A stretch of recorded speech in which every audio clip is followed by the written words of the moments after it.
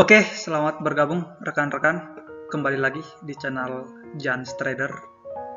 Kemarin waktu saya buka vote, banyak dari antara kalian yang meminta materi trading. Kali ini saya akan bagikan materi yang sangat fundamental bagi investor maupun trader.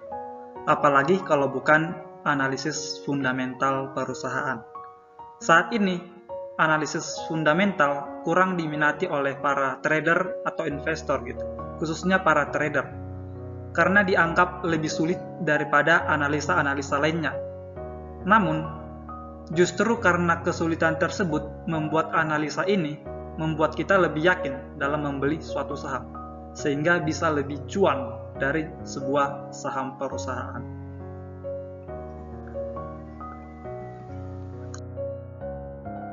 Oke, kita akan masuk.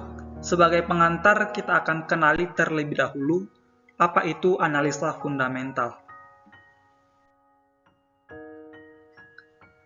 Analisa fundamental adalah analisa terhadap kondisi suatu perusahaan, baik secara ekonomi maupun secara kualitas, seperti kinerja perusahaan, manajemen, dan prospek perusahaan di masa depan. Artinya, menurut para fundamentalis atau orang-orang yang menggunakan analisa fundamental ini, fundamental perusahaan akan sejalan dengan harga sahamnya. Maksudnya begini, jika fundamental perusahaan tersebut bagus, maka harga sahamnya juga akan naik di masa yang akan datang. Begitulah kira-kira konsep pemikiran dari para fundamentalis atau analisa fundamental ini.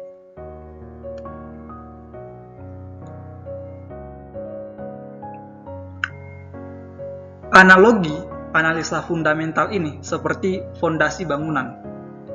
Jika fondasi bangunan ini bagus, maka bangunannya akan bertahan lama dan mampu naik semakin tinggi. Bangunannya akan bertahan lama dan bangunan tersebut mampu naik semakin tinggi. Sebaliknya, jika fondasi ini tidak bagus, maka bangunan ini akan mudah rubuh dan tidak akan mampu naik semakin tinggi lagi. Begitu pula dengan perusahaan. Jika fundamental perusahaan bagus, maka perusahaan tersebut akan bertahan lama dan harganya juga akan semakin naik. Sebaliknya, jika fundamental perusahaan kurang bagus atau tidak bagus, maka perusahaan tersebut akan mudah jatuh harganya, jatuh harga sahamnya, mudah untuk jatuh, dan tidak mampu untuk naik lagi. Kira-kira seperti itulah analogi dari analisis fundamental ini, menganalisis dari hal-hal yang mendasar untuk mengetahui seberapa tinggi kenaikan harga atau seberapa bertahan lamanya suatu perusahaan di kalangan masyarakat.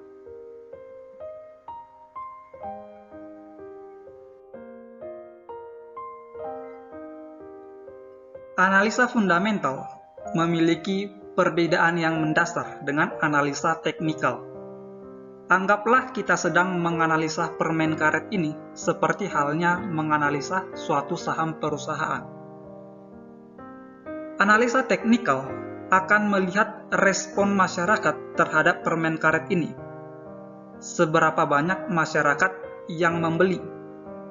Apakah masyarakat meminati permen karet ini atau tidak? Dan bagaimana tanggapan masyarakat terhadap permen karet ini? Itu artinya analisa teknikal ini berasal dari eksternal perusahaan, berasal dari eksternal permen karet ini, yang mana menganalisa respon dari pelaku pasar atau masyarakat. Sebaliknya, jika kita melihat dari fundamental analisis, kita akan melihat apa komposisi dari permen karet ini. Apa komposisi dari permen karet ini?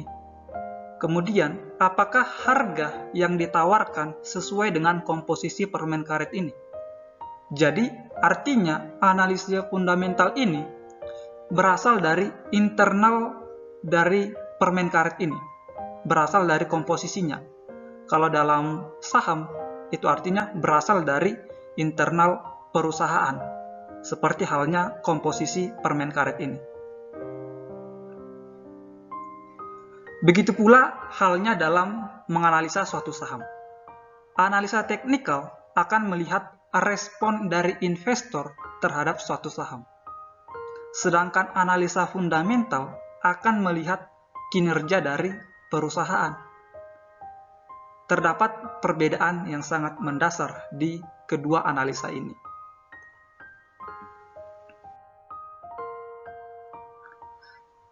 Di balik perbedaan tersebut, justru kedua analisa ini saling melengkapi.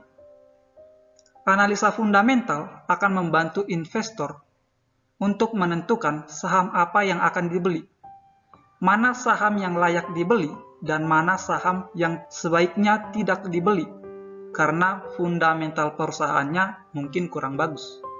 Setelah dianalisa secara fundamental, selanjutnya saham yang layak dibeli tersebut dapat dianalisa lebih lanjut menggunakan analisa teknikal. Kapan waktu yang tepat untuk membeli saham tersebut, saham yang berfundamental bagus tersebut? Karena suatu perusahaan yang memiliki fundamental yang bagus, tidak serta-merta harganya akan naik terus. Tidak serta-merta harganya akan naik terus. Tetap ada fase uptrend, downtrend, ataupun koreksi. Oleh karena itu, dengan dibantu analisa teknikal, kita tahu kapan waktu yang tepat untuk membeli perusahaan yang memiliki fundamental yang bagus. Tujuannya agar ketika kita masuk pada perusahaan dengan fundamental yang bagus, harganya tidak sedang dalam fase downtrend, karena kemungkinan harga sahamnya masih akan turun. Tetapi dengan analisa teknikal ini, kita bisa memilih fundamental yang bagus, kemudian masuk pada saat uptrend. Dengan begitu, harga sahamnya akan naik semakin tinggi.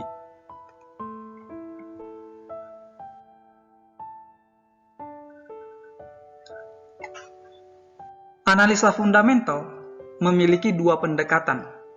Yang pertama, pendekatan top-down. Seperti namanya, pendekatan ini akan melihat dari faktor yang luas, yaitu kondisi pasar global, kemudian mengerucut terus sampai kepada fundamental perusahaan. Dimulai dari hal yang global. Yang pertama, pasar global. Akan menganalisa daya beli, kondisi ekonomi, suku bunga, nilai tukar rupiah, dan krisis ekonomi. Kemudian akan melihat sektor perusahaan, bagaimana kompetisi perusahaan ini dengan perusahaan lainnya di dalam sektor yang sama. Contohnya dalam sektor perbankan, mana perusahaan yang lebih baik. Yang ketiga, akan menganalisa industri perusahaan, meliputi regulasi pemerintah, berita, dan permintaan dan penawaran. Dan yang terakhir akan menganalisa fundamental dari perusahaan tersebut, seperti prospek pertumbuhan perusahaan, manajemen perusahaan, dan valuasi dari perusahaan. Ini merupakan pendekatan yang pertama.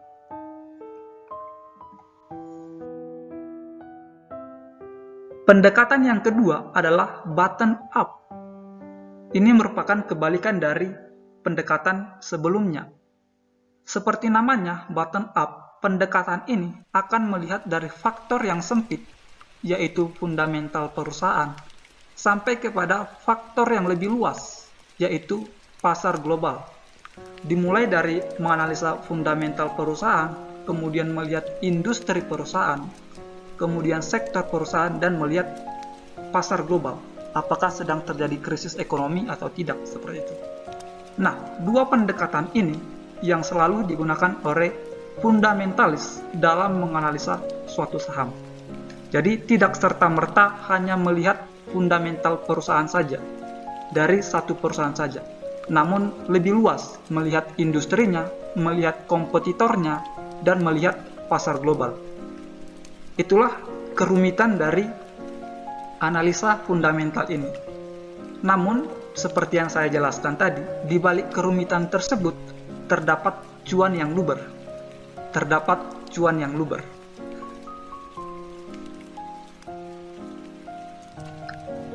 Analisa fundamental akan menghitung harga wajar suatu perusahaan.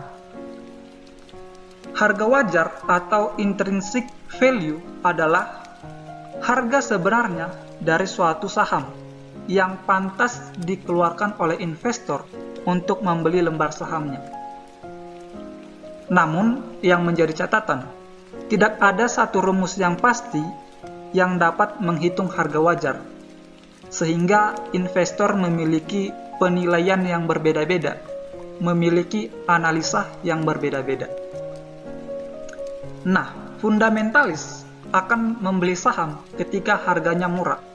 Ketika mereka sudah tahu harga wajarnya, maka mereka akan membeli ketika harga saham tersebut murah atau sedang diskon, yaitu kondisi di mana harga lebih rendah dari harga wajarnya, disebut sebagai saham diskon. Fundamentalis akan membeli di sana. Sebaliknya, fundamentalis akan menjual ketika harga lebih tinggi dari harga wajar atau sahamnya mahal, di mana kondisi harga lebih tinggi dari harga wajar. Itulah untungnya seorang investor mengetahui harga wajar. Saya buatkan contoh sederhana. Saya melihat mobil di jalan. Saya tahu harga sebenarnya atau harga wajar dari mobil tersebut. Sehingga jika ada orang lain yang menjual mobil itu lebih rendah dari harga wajar yang saya tahu, maka saya akan beli mobil itu. Sehingga mobil itu menjadi milik saya pribadi. Dan di kemudian hari, jika ada orang lain yang menawar mobil saya yang saya beli tadi lebih rendah dari harga wajarnya, maka saya tidak akan jual karena ditawar lebih rendah dari harga wajar. Saya akan hold karena saya tahu harga wajar mobil tersebut. Tetapi jika orang tersebut menawar lebih tinggi dari harga wajar, maka saya akan jual. Alasannya simpel, karena sudah lebih tinggi dari harga wajar, sehingga saya sudah mendapat keuntungan. Kurang lebih seperti itulah konsep pemikiran fundamental analysis, mengapa mereka ingin menghitung harga wajar suatu perusahaan.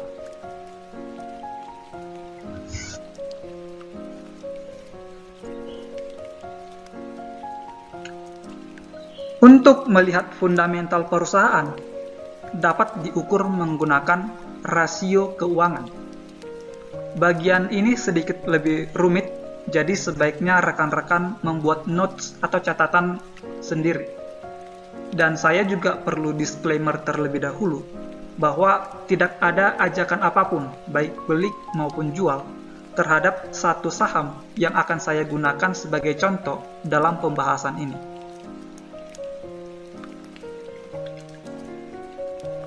Rasio keuangan yang pertama adalah EPS atau earning per share. Earning per share merupakan laba bersih dibagi jumlah saham yang beredar. Rasio EPS ini menunjukkan seberapa besar laba bersih yang didapatkan dari setiap lembar saham. Dengan rumus EPS sama dengan net profit dibagi outshare, di mana net profit adalah laba bersih perusahaan dan outshare adalah jumlah lembar saham yang beredar. Saya buatkan contoh yang sederhana. Jika saya memiliki satu lot saham dalam perusahaan ABCD, maka melalui rasio EPS ini akan menunjukkan seberapa besar laba yang dihasilkan oleh satu lot saham yang saya punya. Saya ulang, jika saya punya satu lot saham di perusahaan ABCD, maka EPS ini akan menunjukkan seberapa besar laba yang dihasilkan oleh satu lot saham yang saya punya, bagi perusahaan. Ingat, laba bagi perusahaan, bukan bagi saya, bagi investor. Ini menjadi penting karena kita perlu tahu seberapa besar laba yang bisa dihasilkan oleh modal yang kita tanamkan. Kita akan lihat contoh. Contoh pada gambar merupakan EPS dari Bank BBCA. Jika EPS perusahaan sebesar 262, artinya setiap satu lembar saham menghasilkan laba Rp262 bagi perusahaan. Jadi, jika kamu memiliki satu lot atau 100 lembar, maka kepemilikan saham kamu menghasilkan laba bagi perusahaan sebesar Rp26.200. Jadi, kepemilikan kita itu yang satu lot tadi menghasilkan laba Rp26.200 bagi perusahaan. Itu kalau satu lot. Kalau 1000 lot bisa dihitung sendiri gitu. Berapa besar laba yang dihasilkan oleh modal kita, oleh kepemilikan saham kita. Jadi, artinya dengan rasio EPS ini kita tahu seberapa banyak laba yang dihasilkan oleh modal yang kita investasikan dalam suatu perusahaan.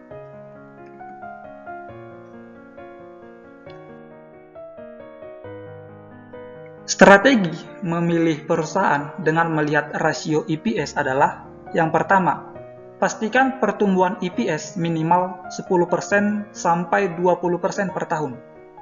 Yang kedua, pilihlah perusahaan yang memiliki rasio EPS perusahaan terus meningkat. Pastikan EPS-nya terus meningkat. Itu merupakan perusahaan yang bagus. Dan yang ketiga, pilihlah perusahaan yang semakin besar EPS-nya, itu artinya semakin baik. Jadi, carilah perusahaan-perusahaan dengan EPS yang besar.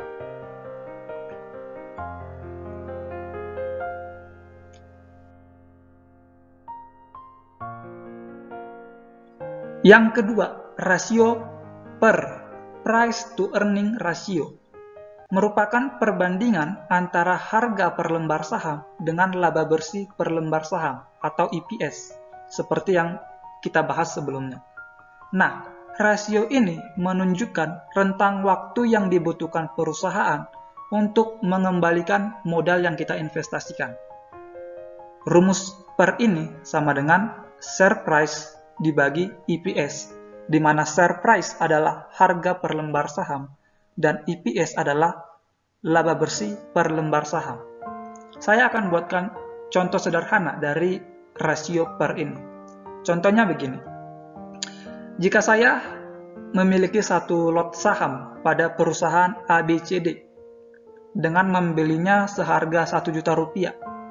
Saya punya satu lot, di mana satu lot ini harganya Rp1 juta.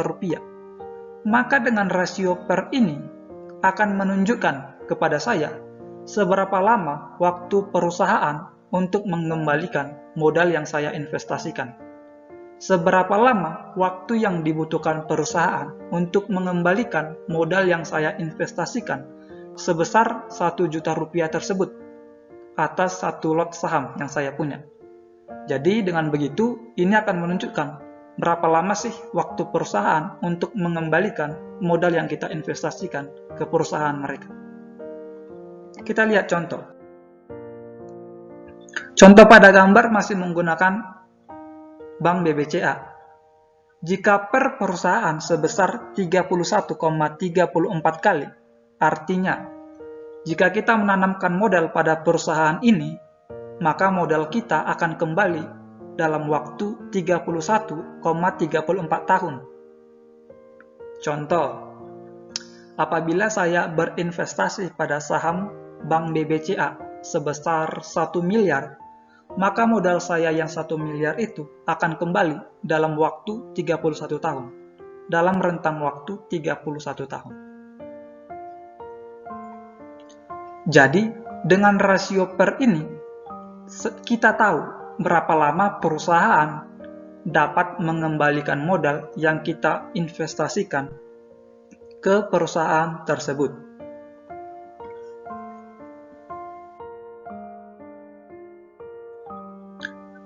Strategi dalam memilih perusahaan dengan melihat rasio PER, maka umumnya yang pertama PER di bawah 10 dianggap murah. artinya pengembalian modal di bawah 10 tahun itu harganya masih murah begitu. Itu masih layak untuk kita beli kalau kita melihat rasio PER. Yang kedua, PER perusahaan lebih rendah dari PER perusahaan lainnya di sektor yang sama. Ini artinya kita harus menganalisa perusahaan-perusahaan lain di dalam sektor yang sama. Contohnya dalam sektor perbankan. Kita harus pastikan di dalam sektor tersebut kita memilih perusahaan dengan PER yang lebih rendah. Carilah perusahaan dengan PER yang lebih rendah di dalam satu sektor yang sama. Yang ketiga, jika EPS perusahaan bertumbuh atau laba per lembar sahamnya bertumbuh, artinya semakin kecil PER maka semakin baik. Gitu. Ini logis, ketika labanya bertumbuh maka pengembalian modalnya pasti akan semakin kecil, semakin cepat. Maka itu artinya akan semakin baik.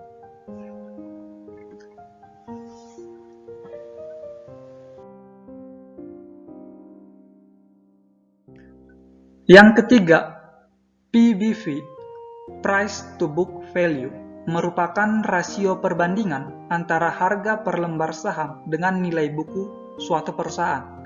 Nilai buku atau book value adalah nilai dari modal bersih perusahaan yang terdapat dalam setiap lembar saham yang beredar.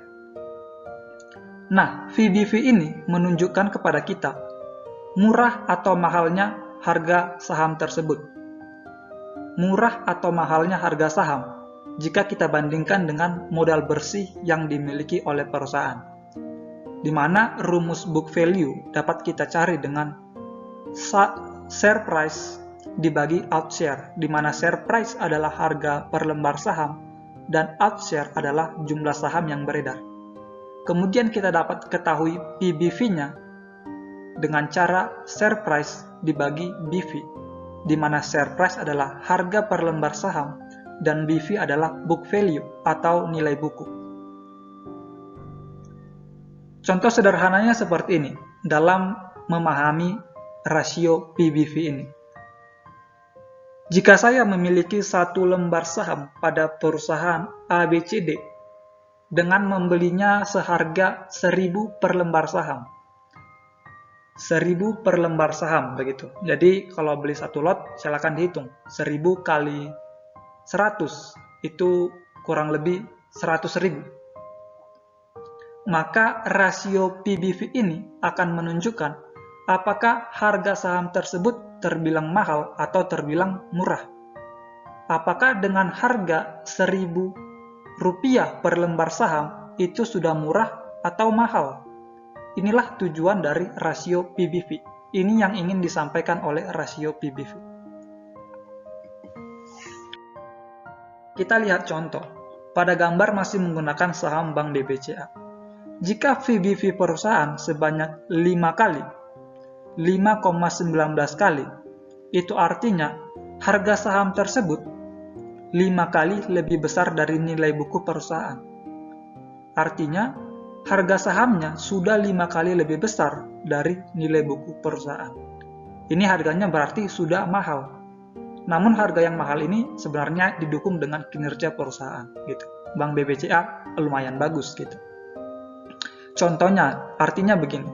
Jika kita membayar 5.000, itu sebenarnya untuk barang seharga 1.000. Di mana artinya ini sudah 5 kali lebih besar. 5 kali lebih mahal gitu dari book value-nya. Jadi, apabila saya membeli satu lembar saham atau satu lot saham dengan harga 8.200 harga BBCA saat ini, maka itu artinya itu sudah 5 kali lipat lebih besar dari book value atau modal perusahaannya. Sudah 5 kali lipat lebih besar dari book value-nya. Atau contoh lebih sederhana, saya analogikan lembar saham ini seperti permen karet.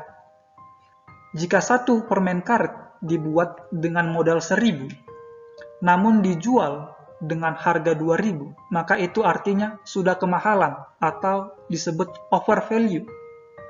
Sebaliknya, jika satu permen karet tadi dibuat dengan modal 1.000, namun dijual dengan harga 500, maka itu masih murah.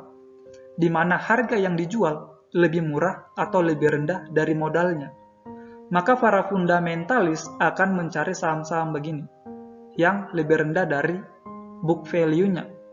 PBV-nya lebih rendah dari 1. Karena mereka menganggap ketika permen karet tadi dijual dengan harga 500, maka suatu hari nanti harganya akan bergerak ke 1000 sesuai dengan modalnya, atau bahkan lebih tinggi dari modalnya.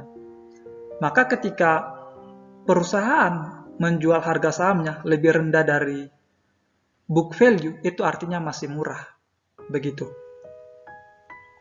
Jadi dengan PBV ini kita tahu apakah harga saham tersebut masih murah atau disebut under value, atau sudah kemahalan yang sering disebut over value.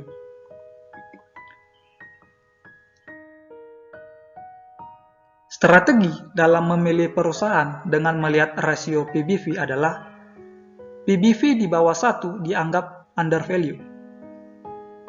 PBV lebih besar dari 1 dianggap over value. Begitu.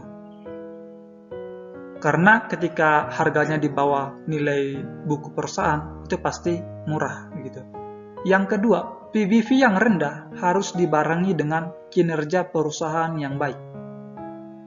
Dan yang ketiga, investor umumnya memilih perusahaan atau saham yang PBV-nya minimal 0,4 kali.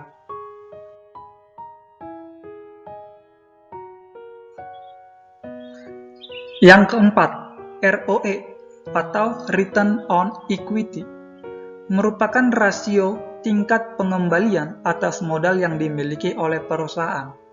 Rasio ROE ini menunjukkan kemampuan perusahaan menghasilkan laba bersih dengan modal bersih yang mereka miliki. Menghasilkan laba dengan modal yang mereka miliki. Di mana rumus ROE ini adalah net profit dibagi equity, kemudian dikali 100%, di mana net profit adalah laba bersih dan equity adalah modal bersih.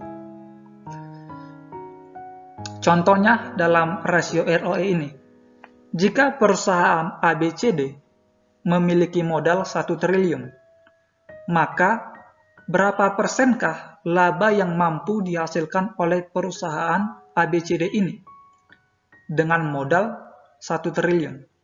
Saya ulang, dengan modal 1 triliun, berapa persenkah laba bersih yang mampu dihasilkan oleh perusahaan ini? Itu contoh pemikiran dari ROE ini. Atau contoh lebih sederhana, jika penjual bakso memiliki modal 10 juta, dan setiap bulannya menghasilkan laba bersih 4 juta, maka ROE-nya bisa kita hitung adalah 4 per 10 dikali 100%, maka hasilnya 40%. Itu artinya tukang bakso mampu menghasilkan laba bersih sebesar 40% dari modal yang dimilikinya. Itu kalau tukang bakso. Bagaimana dengan perusahaan begitu? Berapa persen laba yang mampu dihasilkan perusahaan dengan modal yang mereka miliki? Jadi ROE ini akan memberitahu berapa banyak laba yang mampu dihasilkan perusahaan dengan modal yang mereka miliki. Jadi semakin besar ROE, maka semakin baik suatu perusahaan. Tapi jangan lupa untuk mengecek sumber laba perusahaan tersebut.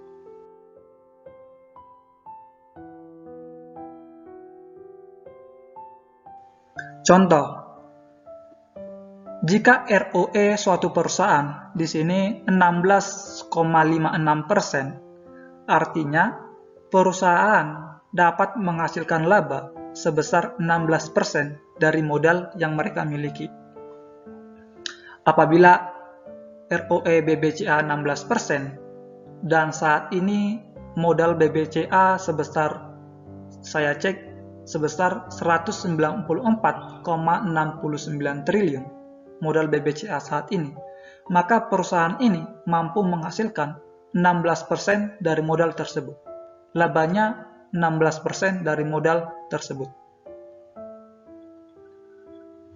Maka jika saya ingin menjadi pemegang suatu perusahaan, maka saya akan lihat rasio ROE ini. Saya akan lihat atau cek dulu rasio ROE ini. Apakah ROE tahun ini meningkat dari tahun-tahun sebelumnya? Atau justru sebaliknya, malah turun. Jadi pilihlah saham-saham yang ROE-nya meningkat. Karena melalui rasio ROE ini, kita tahu kemampuan suatu perusahaan menghasilkan laba dengan modal yang mereka miliki. Jadi suatu perusahaan dikatakan baik jika nilai ROE-nya terus meningkat setiap tahunnya.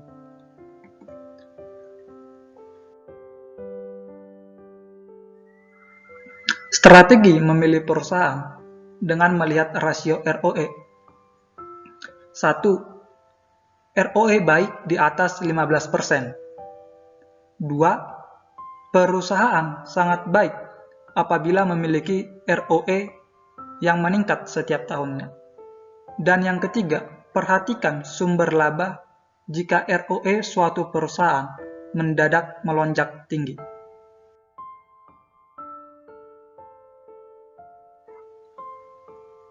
Yang kelima, DER, Debt to Equity Ratio, merupakan rasio perbandingan antara total utang terhadap modal bersih yang dimiliki oleh perusahaan. Rasio DER ini menunjukkan seberapa besar atau seberapa kecil utang dari suatu perusahaan, di mana rumus DER merupakan total debt dibagi equity, di mana total debt merupakan total utang dan equity adalah modal bersih. Contoh sederhana dari rasio ini, jika perusahaan ABCD memiliki modal bersih 1 triliun dan memiliki utang sebesar 400 miliar, maka kita bisa hitung DER-nya 400 dibagi 1 triliun atau sekitar 0,4 atau 40%. Jadi bisa kita tahu bahwa perusahaan ABCD tadi memiliki hutang sebesar 40%. Dalam dunia bisnis atau perusahaan seperti ini, utang merupakan hal yang wajar. Namun yang terpenting, kita harus tahu tujuan utang tersebut. Apakah untuk ekspansi perusahaan atau untuk hal-hal yang sentimennya negatif begitu. Jadi pastikan tahu tujuan dari utang suatu perusahaan.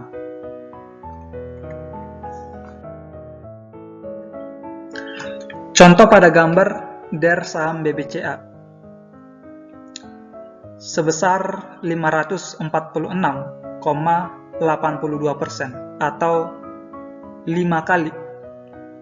Jika DER perusahaan BBCA sebesar ini, artinya perusahaan tersebut memiliki utang 5 kali lebih besar dari modal perusahaan.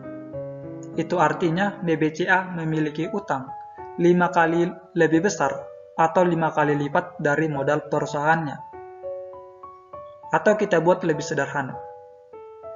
Anggap saja saham BBCA ini seperti penjual bakso. Penjual bakso memiliki modal 10 juta rupiah, tetapi memiliki utang 50 juta rupiah. Jadi nilai DER dari penjual bakso sebesar 5 kali lipat. Artinya penjual bakso atau kedai bakso tadi memiliki utang 5 kali lebih besar dari modal usahanya. Kira-kira seperti itulah yang terjadi pada saham BBCA. Mereka memiliki utang 5 kali lipat dari modal perusahaannya. Dalam kasus BBCA, ini perlu menjadi catatan. Nilai DER-nya di sini sangat besar. Namun ini wajar karena dalam perusahaan perbankan, uang nasabah yang dititipkan ke banknya atau ke bank BBCA dalam hal ini dianggap sebagai utang perusahaan. Jadi sangatlah wajar ketika saham perbankan atau perusahaan perbankan memiliki rasio DER yang sangat besar karena setiap uang nasabah itu dianggap sebagai utang. Maka sebelum saya menjadi pemegang saham suatu perusahaan, saya akan melihat rasio DER ini terlebih dahulu. apakah perusahaan tersebut banyak utangnya atau utangnya masih di batas wajar. Dengan begitu, rasio DER ini memberitahu kepada kita seberapa besar utang suatu perusahaan. Dan perlu diingat, kita juga perlu tahu tujuan utang perusahaan tersebut. Apakah sentimennya positif atau justru sentimen utangnya itu negatif begitu.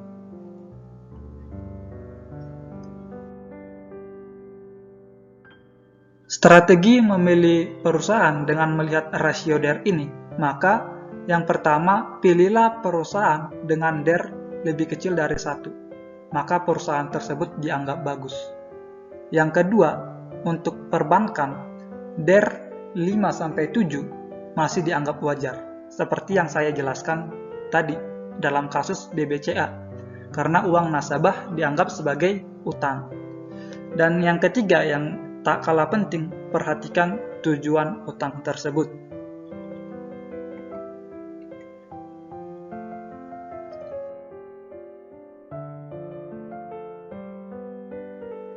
Yang keenam, dividen yield.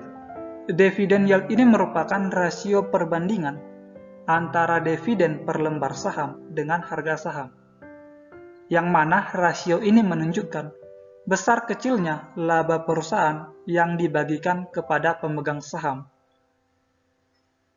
di mana rumusnya DY sama dengan DPS dibagi share price, di mana DPS merupakan dividen per lembar saham dan share price merupakan harga per lembar saham.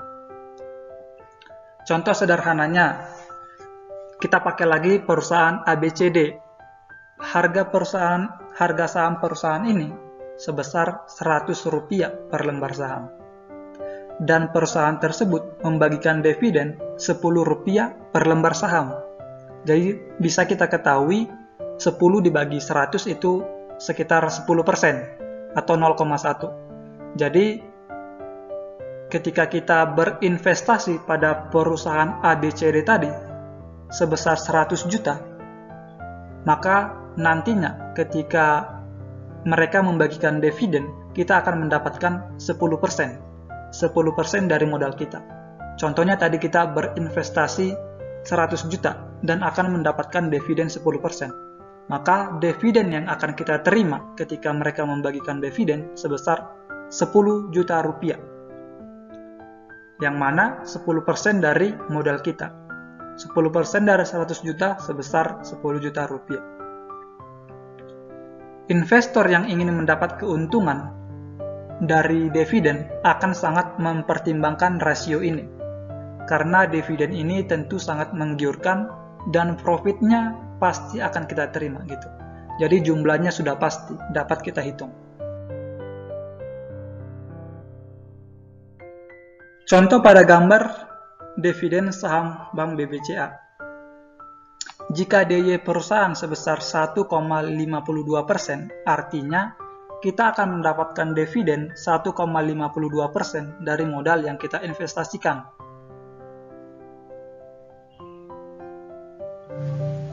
Contoh, kita buatkan contoh. Saya dulu pernah berinvestasi di saham BBCA sebanyak 100 juta rupiah, dan saya masih hold. Dan ketika perusahaan BBCA ini membagikan dividen, maka saya akan mendapat 1,52% dari modal yang saya tanamkan. Sehingga dari 100 juta modal yang saya investasikan di sini, saya akan mendapatkan dividen Rp1.522.000, yang mana 1,52% dari modal saya. Maka apabila saya ingin berinvestasi pada suatu perusahaan dan ingin mendapatkan keuntungan dari pembagian dividen, saya akan melihat rasio dividen yield ini terlebih dahulu. Semakin besar dividen yang ditawarkan, maka semakin menarik bagi para investor. Jadi melalui rasio ini memberitahukan kepada para investor besar atau kecilnya dividen yang kita terima dari perusahaan.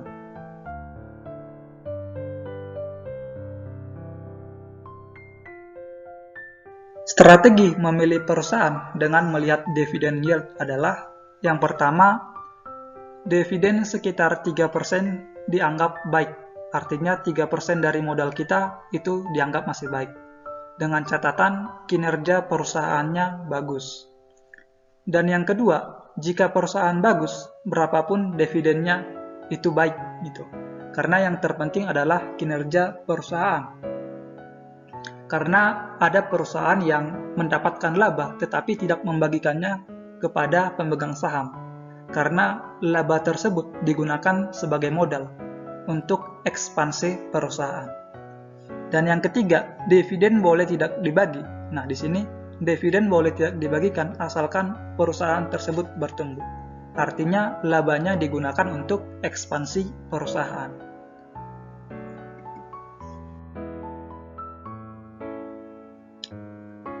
Yang ketiga, kita akan menentukan harga wajar dari rasio keuangan perusahaan. Saya hanya memberikan beberapa contoh untuk menentukan harga wajarnya, berdasarkan strategi yang sudah saya sebutkan dan saya jelaskan dari setiap rasio keuangan yang tadi.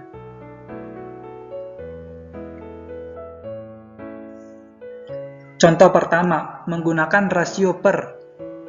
Kita sepakat jika per di bawah 10 kali itu dianggap murah dan per di atas 20 kali itu dianggap mahal. Maka dengan begitu kita tahu harga wajar suatu perusahaan berdasarkan per adalah 10 kali sampai 20 kali. Jadi perusahaan memiliki harga wajar jika pernya 10 kali sampai 20 kali. Jika di bawah 10 kali itu berarti murah. Jika sudah di atas 20 kali, itu sudah kemahalan. Silakan cari tahu apa yang dimaksud atau apa yang ingin disampaikan dari rasio per.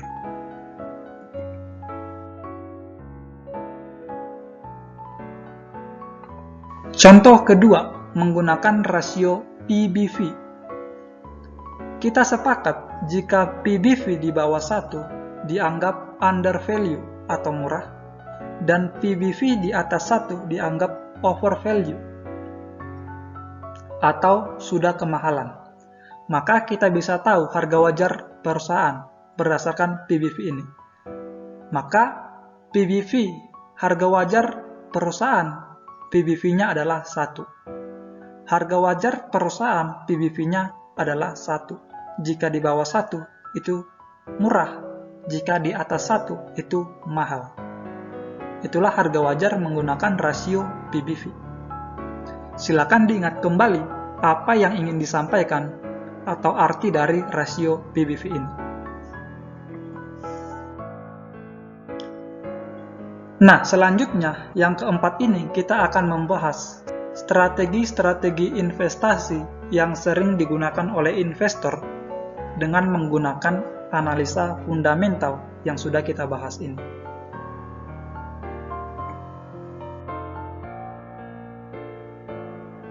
Yang pertama, strategi value investing. Para investor menggunakan value investing ini akan berinvestasi pada saham-saham dengan harga yang murah atau saham diskon yang jauh lebih rendah dari nilai bukunya. Jadi para investor dengan haluan value investing ini akan mencari saham-saham yang sedang mengalami krisis atau sentimen negatif, sehingga harga sahamnya sedang jatuh. Mereka akan masuk ketika harganya di bawah. Harganya di bawah artinya di bawah nilai buku perusahaan. Ketika harganya sedang di bawah atau sedang rendah, mereka akan beli. Karena mereka yakin jika perusahaan dengan fundamental yang bagus, maka harganya akan bergerak sesuai nilai wajarnya atau nilai bukunya. Hanya saja, tidak semua perusahaan yang fundamentalnya bagus memiliki harga yang murah, sehingga para investor ini cenderung akan menunggu sampai harga saham tersebut menjadi murah gitu. Maka strategi yang sering mereka gunakan adalah mencari saham yang fundamental bagus dan menunggu sampai harga sahamnya murah. Tipsnya adalah dengan mencari perusahaan PER-nya lebih kecil dari 5 kali, PBV-nya lebih kecil dari 0,7 kali, dan DER-nya lebih kecil dari 1 kali.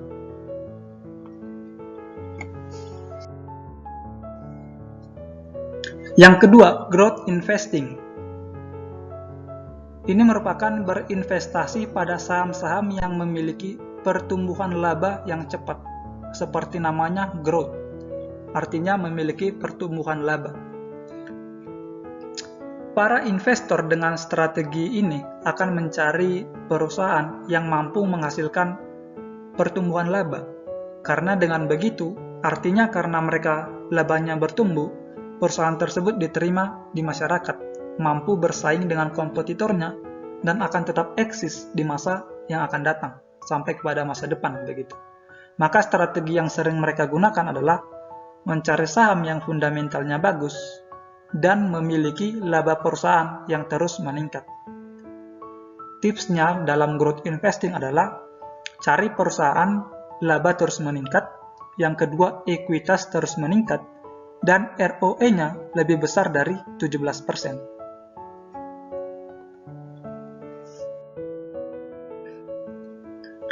Yang ketiga, GARP, Growth at Reasonable Price Investing.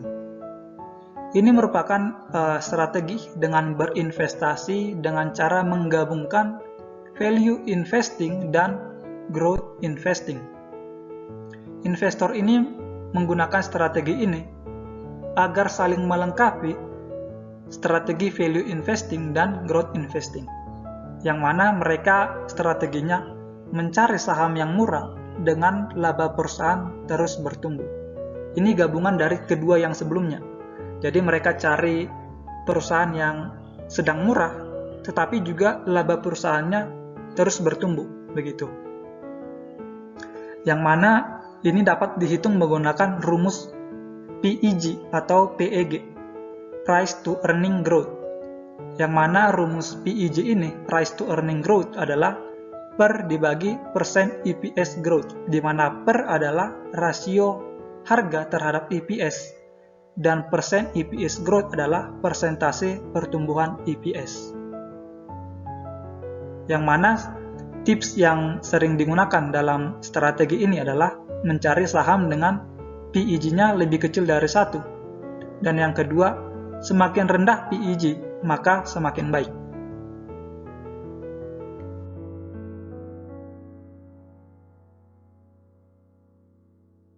Yang keempat, income investing,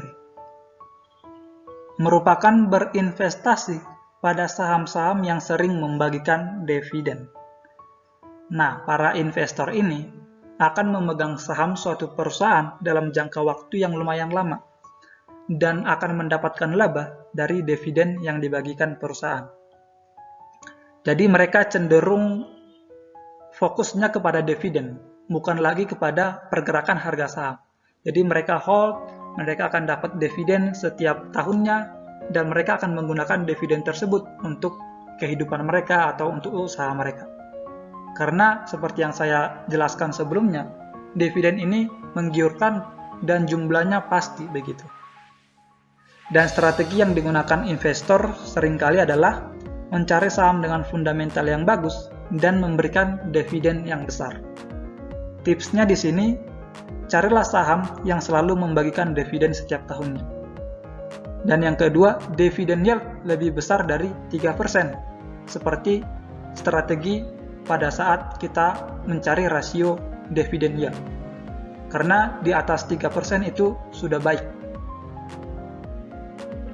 Dan tips yang ketiga, dividen berasal dari laba perusahaan. Ini penting. Jangan sampai dividennya itu berasal dari penjualan modal mereka, penjualan perlengkapan usaha mereka. Pastikan dividen itu berasal dari laba. Karena jika perusahaan membagikan dividen dari laba, artinya usaha mereka bertumbuh baik begitu, sehingga dapat membagikan dividennya ke pemegang saham. Itu merupakan indikasi baik dari suatu perusahaan.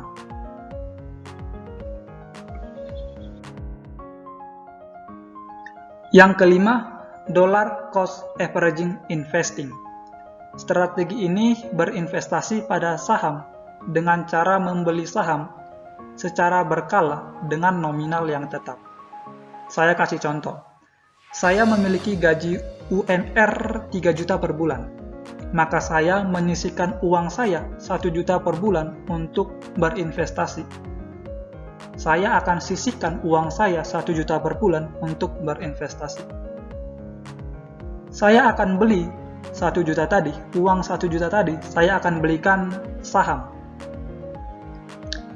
Saya akan belikan saham suatu perusahaan sebanyak 1 juta per bulan dalam jangka waktu yang terbilang panjang. Jadi setiap bulan saya beli 1 juta, bulan depan saya beli 1 juta. Pada satu saham yang sama. Atau secara sederhana bisa kita katakan seperti menabung. Hanya saja kita tidak top up ke rekening tabungan kita, tapi kita membelikan saham. Kita top up-nya dengan cara membelikan saham gitu. Jadi strategi yang digunakan investor dalam hal ini seperti menabung pada saham. Ibarat menceleng atau menyetor uang ke bank gitu. Menyetor uang ke bank, hanya saja bedanya kita menyetor uang dengan membeli satu perusahaan. Membeli satu saham perusahaan secara berkala. 1 juta per bulan, 1 juta per bulan. Nanti average kita akan di bawah dan suatu hari nanti ketika harga sahamnya naik, maka kita mendapatkan keuntungan. Nah, tips yang sering kali digunakan untuk strategi ini adalah pilihlah perusahaan dengan harga yang stabil. Dengan harga yang stabil. Jangan harganya liar. Kamu nabung justru harganya malah jatuh gitu. Jangan sampai terjadi seperti itu. Sebaiknya pilih perusahaan yang harganya stabil. Dan yang kedua, membeli secara berkala dan berkelanjutan. Jangan cuma sebulan, bulan depan nggak beli, bulan depan beli, bulan depan nggak beli. Jadi pastikan berkala dan berkelanjutan. Ini termasuk baik untuk para investor pemula. Jadi silakan dipertimbangkan mana strategi yang cocok untuk rekan-rekan sekalian.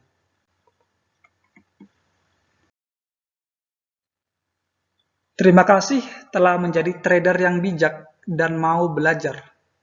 Semoga video ini bermanfaat dan dapat membantu rekan-rekan sekalian.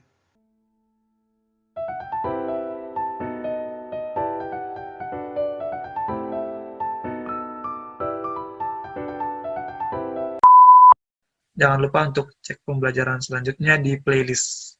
Terima kasih.